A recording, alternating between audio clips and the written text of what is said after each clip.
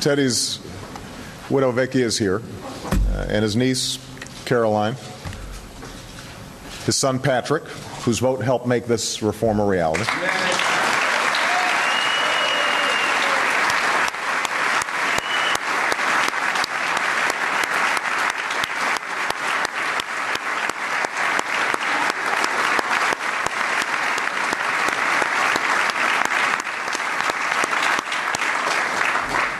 I remember seeing Ted walk through that door in a summit in this room a year ago, one of his last public appearances. And it was hard for him to make it. But he was confident that we would do the right thing. Our presence here today is remarkable and improbable.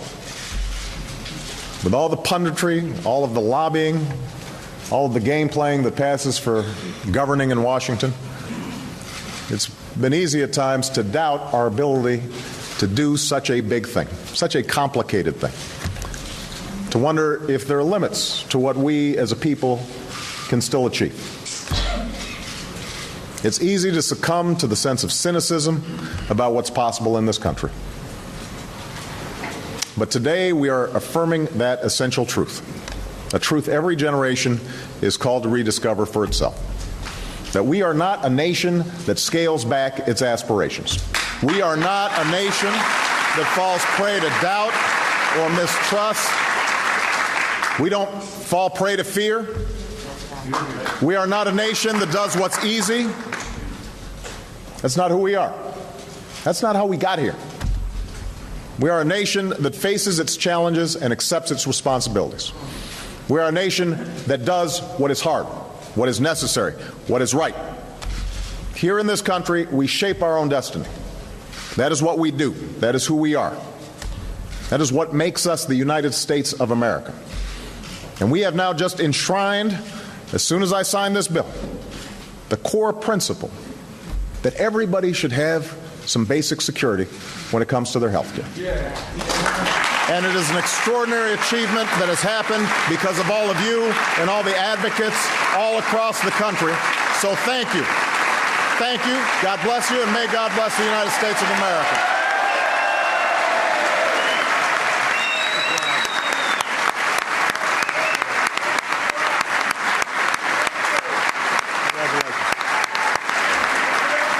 Thank you. Thank you.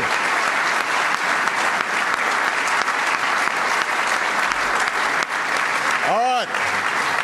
I would now like to call up to stage some of the members of Congress who helped make this day possible and some of the Americans who will benefit from these reforms. And we're going to sign this bill.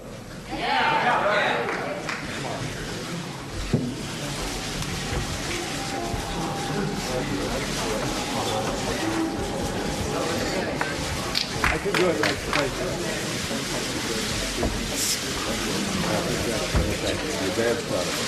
I know he is. Thank you.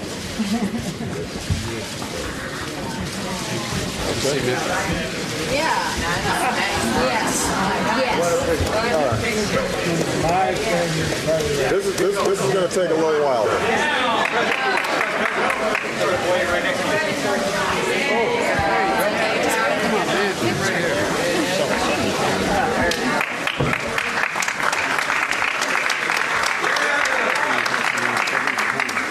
I've got to use every pen, so it's going to take a really long time.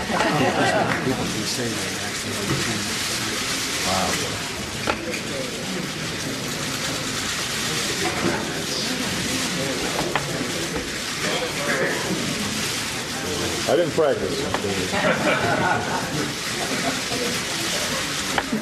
You're doing fine, Mr. President.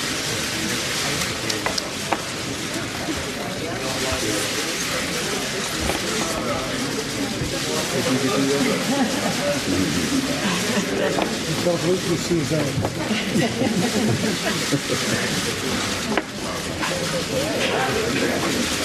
You almost forget how to spell. Best speaker in the history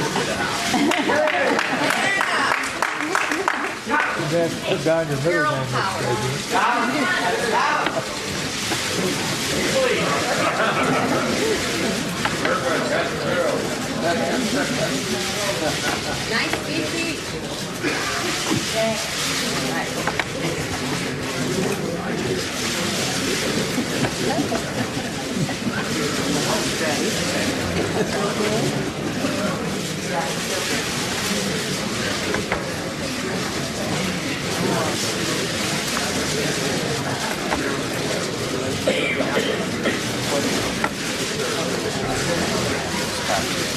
We are done.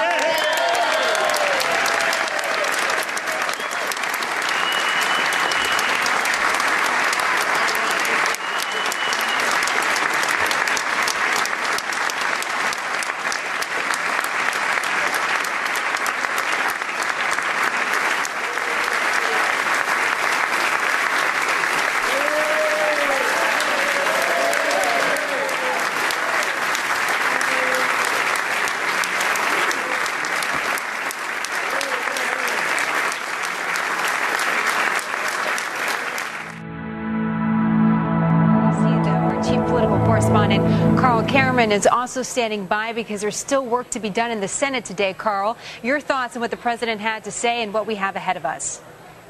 Well, it's clear that the president and the Democratic Party are going to get a slight bump out of this. The polls will begin to rebound a little bit, much the same way the vote count did in the House in recent days. One by one, Democrats sort of come home. A lot of the reason the president's unpopularity and job approval numbers have been dipping lately is because, frankly, Democrats have been disillusioned with him, and moderate independent swing voters have been ticked off and disillusioned with him, in part because of gridlock on Capitol Hill and the assertion that the health care bill that he is now made into law is less than what was promised on the campaign trail.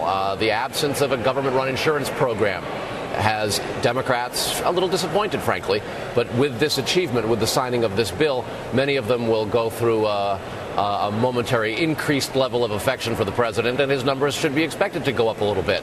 The Republicans certainly are prepared for that whenever such an event like this happens, and you've got the nation and the world's attention focused on the bully pulpit of the Oval Office, the presidency. There's likely to be some gains from it, but the sustainability of it is not really a question. Folks recognize that apart from this health care bill, the president is dealing with a very, very tough economic environment, and what Republicans will do now is essentially try to tie the health care bill and government spending and Barack Obama's signature on bills that increase government spending around all Democratic candidates for re-election like a boat anchor around their neck. This is a very, very difficult environment for Democrats to campaign in, notwithstanding today's achievements. That's what caused so many Democrats to waver in recent weeks and months. The fact that they just barely got it over the finish line in the House to get to this point is a testament to just how worried they are. So folks shouldn't be surprised by the euphoria from Democrats. They have the congressional majorities in Washington, and they have the White House, so they've managed to push this thing through. There is still some more work to be done, though, Jenna Lee. You're right. This is going to be a very, very tense week in the Senate. If the reconciliation package that passed the House, is changed in any substantive way, really changed at all, they can move a comma and they can change a semicolon to a colon, but anything more than that, and the bill in the Senate for the reconciliation package fixes will have to go back to the House. That would be a big slowdown, and it'll raise big questions about whether or not the promised fixes can be delivered or not. Democrats will do everything they can this week to block every Republican point of order, a parliamentary challenge to whether or not this is a legitimate piece of legislation, and they will do everything they can to avoid amendments from passing to the reconciliation package, because any attempt to improve the bill constitutes a change, any change or race, if you will. And And you saw it on the floor of the House with the member yelling out the other day what he did about baby killer. You saw it months ago with the member who yelled and called the president a liar, basically, and seemed to have a constituency behind them. It wasn't individual catcalling. It was people seeming to speak for elements in the right. Right. But, Chris, they're speaking to elements of the right who are motivated by fear. Notice all of those things you rattled off. You don't have people rallying around something positive. You have people yelling at Congressman Frank and African-American members of Congress using slurs, but not going at them on issues, on substance, on policy. And, if John Boehner, Minority Leader Boehner, and other members of the Republican leadership want to focus on the reactionary stuff and not focus on the substance. And that's our issue as editorial writers, to see, okay, you've got your talking points and you've got your rhetoric, but what's behind it? And the problem for me personally is there's nothing behind it.